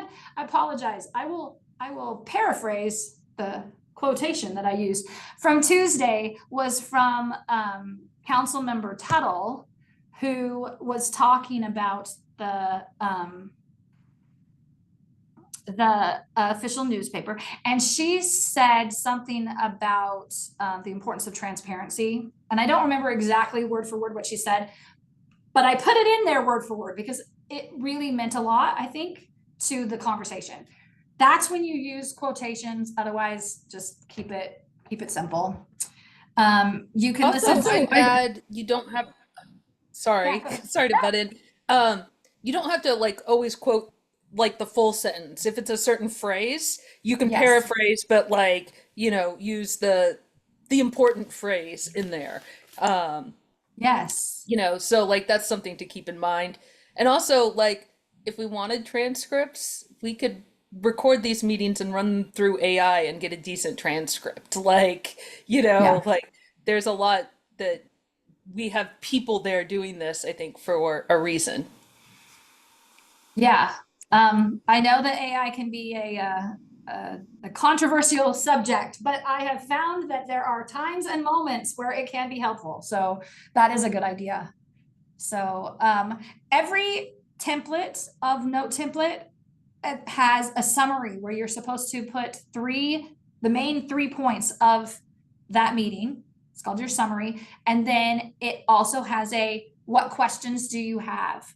Share a couple of questions. So think about when you're in this review, you're going, okay, I've had this meeting, I've experienced it. What questions do I have? And then that's where you put those. I think those are really interesting and helpful when we think about, you know, what we're really getting out of these meetings.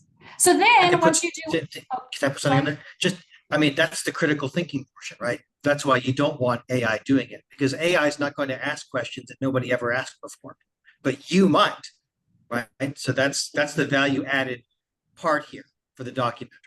Yes, absolutely. And I do think it is a value added part. And I really always enjoy thinking about, okay, what questions do I have with this? So yeah, so that's part of that review that you're doing. So once you get all of that done and it's perfect and beautiful, it doesn't have to be perfect and beautiful. It truly does not. We have a 2-part editing process in place. So once you are done with your notes, you submit them to the website, to the documenters.org website. I then review them and edit them. Then I pass them on to one of our journalist partners, like Maria, and they edit them, and then they get posted to the website. So if you don't catch every spelling error, if you don't catch this or that, it's okay. Do your best, submit it, and then we'll take care of the rest. So So that's that process. And that's, so there's a checklist that occurs with the submission. It asks a bunch of questions. In those questions include things like, was there an issue spoken of that you feel needs to be talked more about after this meeting? Did they have proper lighting? Were you able to read the information on the slides? Things that aren't just, we're not just there to listen to what they're doing. We're also going, is there things that this particular meeting needs to look at and maybe potentially consider improving in the future? So that checklist, you fill that questionnaire out. You are to make notes. I have failed twice. I will tell you this right now. I have failed twice. I've done city council twice. You're supposed to be 2 to 6 pages long.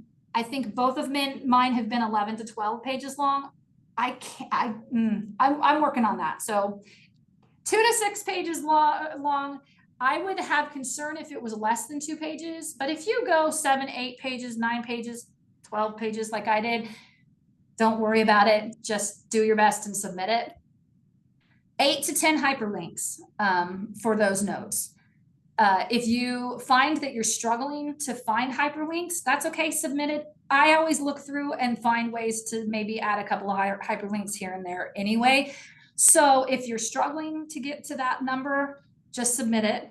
And it's okay to have more than 10, honestly. Sometimes I've found where there's just a lot of things that I would want to know about that need hyperlinks. So Miss Debbie, can you, you might have said this, but I might have missed it. What would be an example of something you would hyperlink? Okay, so there was, so at the DAB meetings, they always have a firefighter presentation that talks about like what is going on in their district, with, how many fires there were and what things they're doing and so forth. There, at one of the DAB meetings, they talked about a youth program that they were offering, the fire department. And I'm like, oh, that's cool. I wonder what it is. So I looked it up.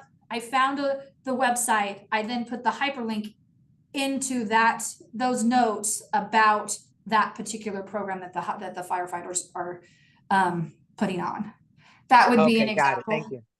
That's good. Thank you. Sure. And we talked about the live tweets being let's hold off on that maybe until the future.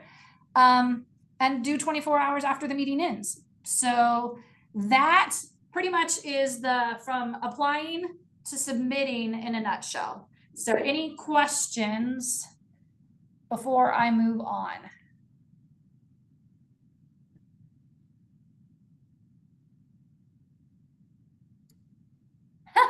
Chris is telling me not to mimic my 12-page notes. Well, and I just put a link to some example of notes from a documenter that have some decent hyperlinks, and you can notice there's like a mix of like official city type sources as well as stuff that adds context. So there's like a mention of redlining that links to a report that was put out about redlining. And so I think like you can look for a mix of things and look for opportunities like to think about if someone was reading this, what is something they could have access to that would help them understand these notes or understand what people are talking about better. Right. I absolutely love when I am reading an article online, I love hyperlinks. Because I click on them all the time because I'm just so fascinated about, okay, what can I learn more about this one thing? That's kind of that getting deep diving into things. I'm really bad about it, which is probably why my pages are 12 and not 6. But yeah. So all right, well then let's move on. Let's move on. This is just it's really small and hard to see. Go ahead. I'm not sleeping. My eyes are shut. All right, so it's small, but this is that checklist that I talked about. You go through that as you submit your document. So You need to just listen and learn as you're in those meetings. Be accurate, and when I say accurate, nobody's 100% perfect, so be as accurate as you can be. Hear from different perspectives. Write for your reader, hyperlink for your reader. Think about if my grandma was reading these notes, what would she not understand? What would she want to learn more about? Those kinds of things I think help. Organize your information so that it's easy to read and logical for someone else.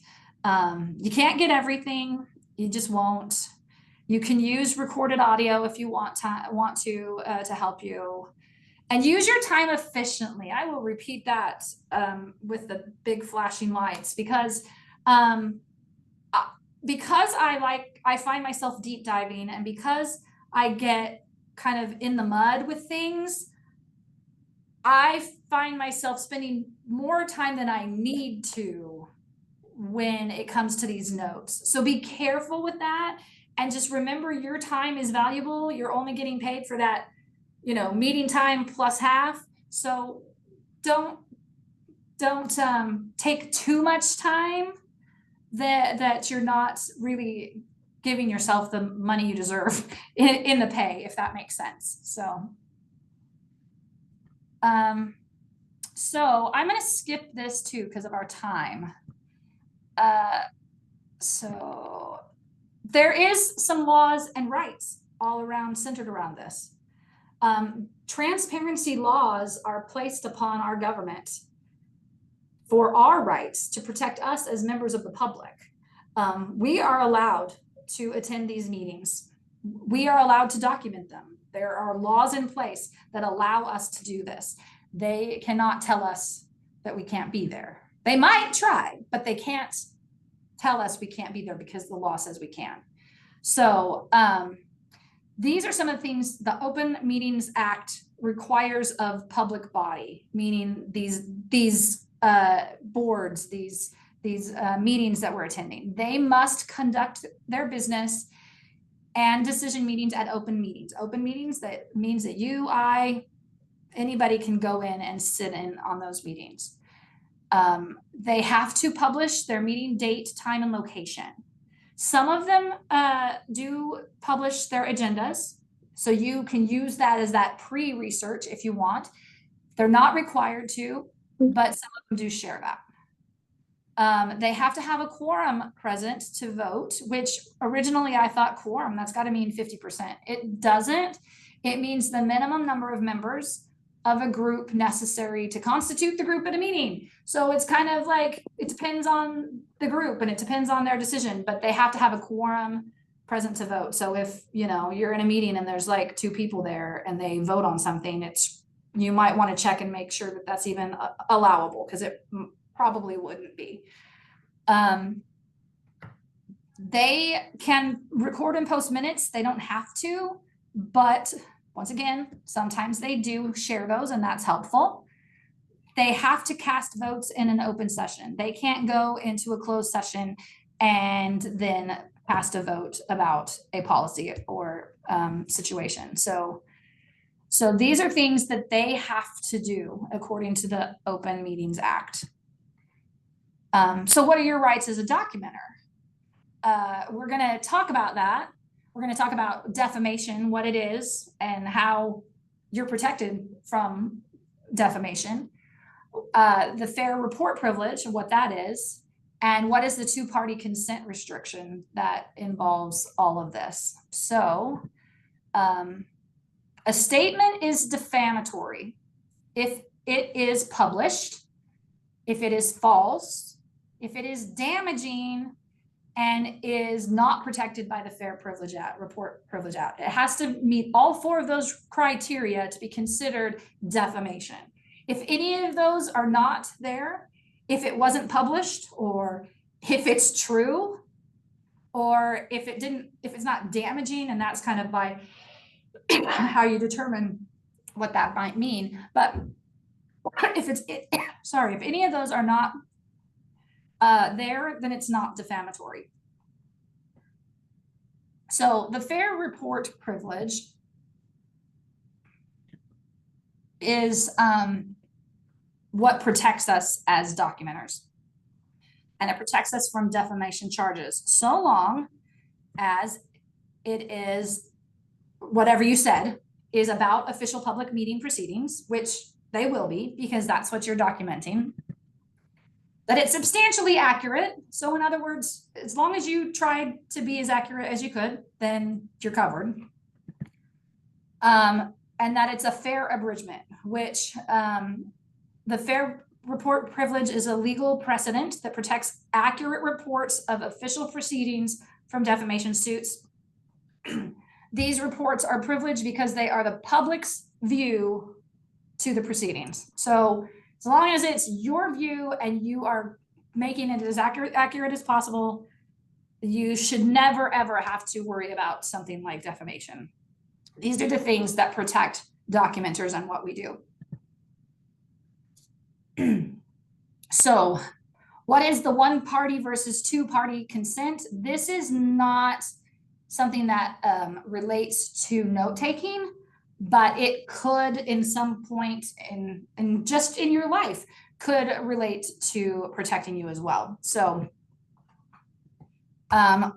it's a law that governs the privacy of telephone communications, also recording communication. So if you are having a conversation with somebody that's, say you called the board, the director of the board after the meeting to clarify something on the phone, that's what maybe it would be talking about. It probably involves me more than most of the documenters. Kansas is a one-party consent state. This means that in Kansas, you are legally allowed to record a conversation if you are a contributor or with prior consent from one of the involved parties. So if you're on the phone, you can record a conversation with somebody, even if they don't know you're recording, in the state of Kansas, because you are part of the conversation and therefore you have given consent. My personal opinion on this is that even though that is the law in Kansas, if you are wanting to talk to somebody on the phone about something serious, or you're meeting them in the hallway with a recorder and you want to talk to them about it, I would recommend getting consent from them anyway, just out of being respectful, number one, and protecting your butt, just in case for some reason something goes haywire. But so in Kansas, but you technically don't have to do that. You can call up the mayor, record the conversation, not tell her that you're recording the conversation, and it's allowable. So an example would be, like I said, after a meeting, talking to them and recording what they say without their knowledge. Technically, it's legal. I personally would just say, cover your butt. If you're going to do that, get their permission. So that's my thoughts. That's my 2 cents on that. So takeaways on rights and the law. You have the right to attend and report on public meetings. With that said, if someone, you went to a meeting, you sit down, and someone from the board comes to you and says, you need to leave, we don't want you here, or whatever, you can say, I have the right to be here, it's a public meeting. If they say, no, you need to leave, go ahead and leave, but write every word that you can think of that was said in the conversation, and we will document it as that's the experience of the meeting.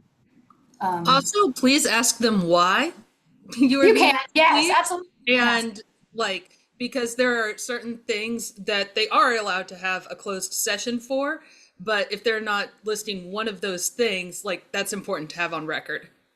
Yes, absolutely. You absolutely can ask why and document that.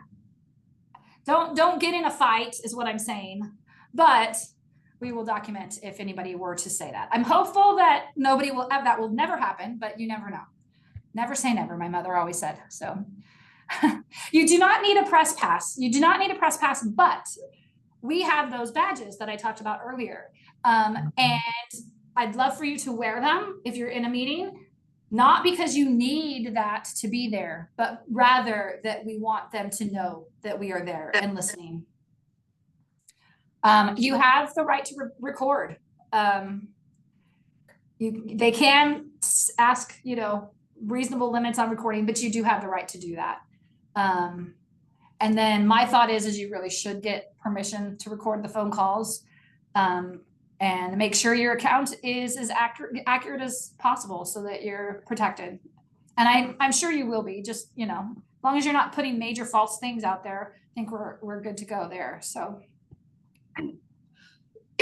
okay, so we've gone through a lot and we are almost out of time, but I am curious to know if there's any other questions you have. I wanted to give one quick note is you may be asked to leave a portion of the meeting. Sometimes folks will go into an executive session because they're discussing a personnel issue, a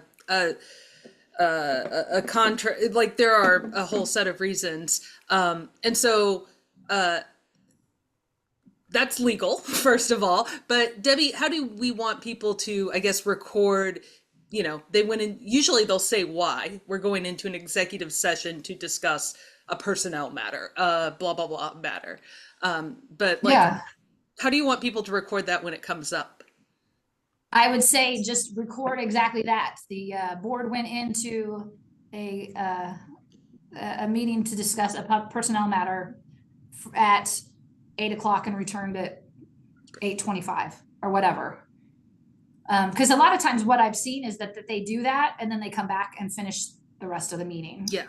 So, and so, yeah, just document it as that was part of the meeting, is this little side step of going in and talking about something, and what if they say what it was about, say that. There are notes out there right now in the note stuff that I think there was one where somebody, they left, came back. So. Yeah, the other thing to remember about executive sessions is the motion should be time bound. 60 minutes or 90 minutes and come back. And so if they have to come back at a certain time and have another motion to have an executive session. So, and just remember that the meeting is not over until they officially adjourn. Oftentimes those executive sessions are conducted at the end of a meeting. And I think we really want people to stay until the meeting is officially declared over. So Debbie, Thanks, if they Chris. tell you you can't stay, you just take note of that and leave. You don't stick around. If they tell you, I don't want you to get into like major conflict with somebody, like if they're telling you to leave, ask why. Say, I thought this was an open meeting. Why do I need to leave? Get their answer and then say. Well, I mean, like leave the building or wherever the place is, just go home or whatever. I would. I mean, I don't want anybody getting into conflict that's, I want everybody to be safe. And I'm not thinking that they would I just want you to feel safe. And if they're threatening in any way, I don't want you to have to deal with that. We'll deal with that when we see your notes that say they kicked me out. Right. And also these notes that you shared with us, you said it's on the Documenters site, or you'll send it out to us just to remind us. I'm going to send. Okay. I'm going to send you an email within the next 24 hours or so that will have like the field guide and the just a basic note template so you can look at it and what it looks like. I have a couple of other documents that I share that are helpful, just and then I'll send those all in an email. They are Google Doc, so you can save them in your own Google Drive if you want. And so, yeah, look for those in the next 24 hours or so before the weekend for sure. So, unless there's other questions, I'll get to the very last part of it. I heard there was issues with the clicking on that link. Since I have I actually had a question. Oh, yeah. I wonder if you could just go over how the pay is going to work and how we're going to get paid for the assignment. Yeah. So the pay amount, I think I already covered, but I'll cover again. $16 an hour. The length of the meeting plus half time. So like 1.5 times of the meeting length is what you'll get paid. you'll need to fill, and this will all send out as part of that email that I'll send in the next 24 hours. You will need to fill out a W-9 and a vendor form.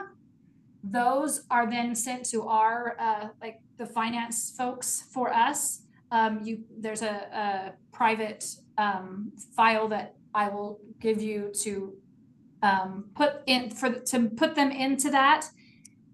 Then they pay approximately, it's not exact, but approximately around the 1st of the month and the 15th of the month. And you get, they'll ask for your bank account if you are comfortable with that. That's the easiest, best way for you. So it's a direct deposit. If you cannot do that for some reason, then let me know and I will help work out that with the finance as a different way, a mail of a check kind of thing. Did that answer what you were wondering about? Yes, thank you. Sure. So, okay. The received credit part sounded like there was some issues with that, but since I have the list of everybody who's in the Zoom call today, I can just go on the back end and give everybody credit for that. What I do want to show you is you get credit for being here today. You then have to take a public meeting quiz. It's like 10 questions. It's the easiest public meeting quiz you'll ever experience in your entire life. But that is the next step you need to do. And then once you finish this quiz, then you can apply for meetings. I do plan on adding meetings to your options by the end of the day today. That is on my to-do list, is to add more up there. So, and you should be able to apply for them once you do this. So you've got here, what did it take me to? You've got your workshop that you're in, the virtual workshop. If you look at the details on it and scroll down, that says quiz public meetings, you click on that and that's the quiz you have to take. When do people get their bright yellow documenters badges? That is the next thing I wanted to share with you. So to this. All right. So the training materials and resources, I will send you an email about that. There's also that link, but it really doesn't help you here. You can engage with documenters across the country at discuss.documenters.org. It's kind of, you know, a discussion board. There's people from all of the different places and they kind of talk about their experiences and ask questions and that kind of thing. It's kind of a nice place to go. And then as far as getting your badges, and I have notebooks and a pen for you, I would like for you to go to, at the bottom of my emails, any of the emails that you have, there's an option for scheduling a meeting. It's a Calendly option. Schedule a meeting with me at your convenience where you can come downtown to the KLC building and I will get you your goodies. So I think that's the easiest way to do it.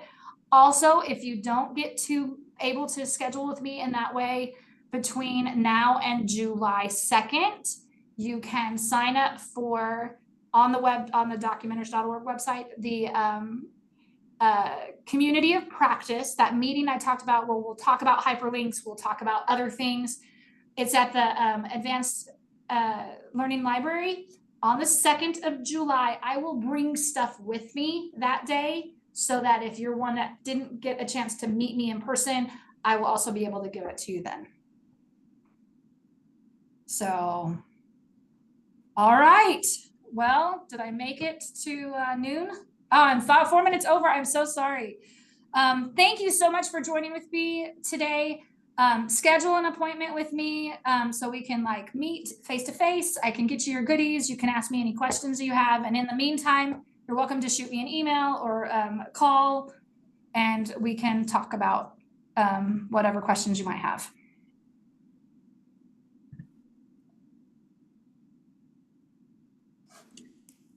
Thank you. Awesome. Thank you.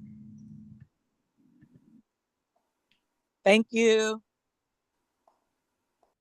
Thank you, Debbie and everybody. Yeah, thanks much. Welcome. Thanks.